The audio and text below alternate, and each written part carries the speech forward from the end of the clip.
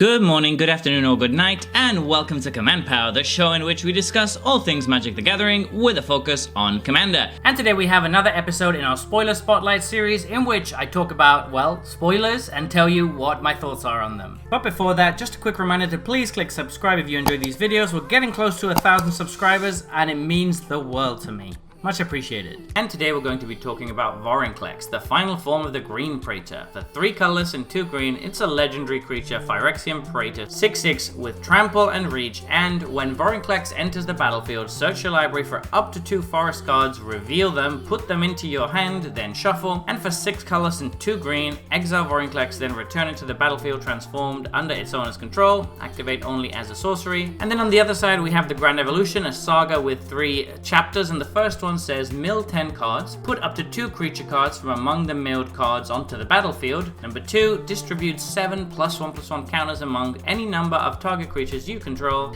And number 3, until end of turn, creatures you control gain 1. This creature fights target creature you don't control. Exile the Grand Evolution, then return it to the battlefield from face up. So this is, just like the other ones, an absolutely insane magic card. On the front side, we have an overstatted beast that can block flyers, which means that you're not very vulnerable to anything really, which gives you +2 card advantage on entering the battlefield. You're just immediately going to search for 2 lands and put them into your hand. And since these aren't basic lands, they're just forests, you can actually search for fixing too if your mana base is good enough. So that means that you can actually run it in a multicolor deck because you're still probably going to have enough forests for this to be decent, which is just pretty gross. It also has one of the easiest flips from any of the Praetors. You don't really need to meet any other requirement other than having the mana to pay for it. Obviously 8 mana is a lot, but when you look at the first chapter of the saga, it's not that much. You're gonna mill 10 and then put 2 creatures into play from among those 10. It's pretty hard to whiff on this. You can, I suppose, but if you're playing a green deck that doesn't have enough creatures to find 2 creatures in 10 cards, then you got an issue. So if you're playing it in a deck with a bunch of fatties, which you probably should, you're going to get an absolute ton of mana out of this, and it's probably going to actually make up the 8 mana that you spent to transform it right there immediately. It's definitely the best chapter out of the 3 on the saga, although the other 2 are decent too. This one can just be amazing if you hit well. You can get upwards of 15 mana in the right situation, and it's also going to make this card very good in any sort of graveyard centric deck or any deck that wants to be putting cards into the graveyard. For example, in the Gitrog monster, I see this as being really disgusting. You can kind of hit 2 of your creatures and then put a bunch of lands into the graveyard, which are all going to draw you cards immediately. It's really, really good.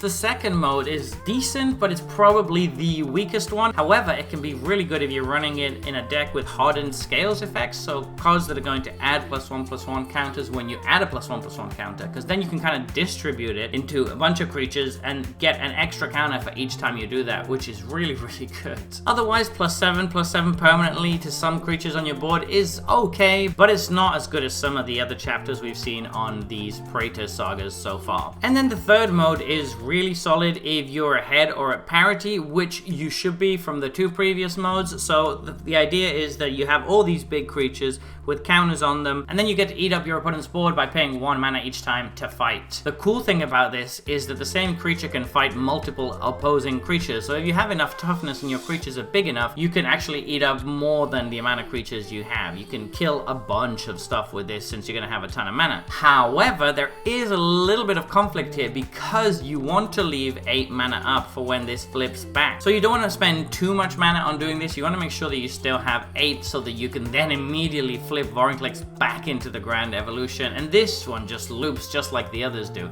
It's actually the easiest to keep looping because there's not really any condition other than the mana, which you will have at that point. So you can just keep flipping back and forth between these 2 modes, and honestly, if this goes through the full cycle once, then you've probably already won. It's obviously going to be really good in a deck with Proliferate, so something like Evolution Sage is really gross here because you're searching up lands with Vorinclex, which guarantees that you're going to be able to proliferate, and then when you proliferate proliferate, you can actually push the saga through faster and also add to those counters that you're putting onto your creatures, which just synergizes so well. Proliferate is going to work really well with this deck. So yeah, just like all the other Praetors we've seen so far, this is really strong. I can't wait for Urabrask, honestly, because he's always had the weakest Praetor in every set that he's been in, and I'm hoping that there's one in this set because I haven't seen him yet. And if he's in here, I hope he's good, because Vorinclex certainly is no joke. So there you have it. Those have been my thoughts on this new spoiler. What do you think about this card? Please let me know in the comment section below. I read all comments and respond to all of them too. And if you enjoyed this video, don't forget to click like or subscribe. It really helps the channel. And until next time, take care.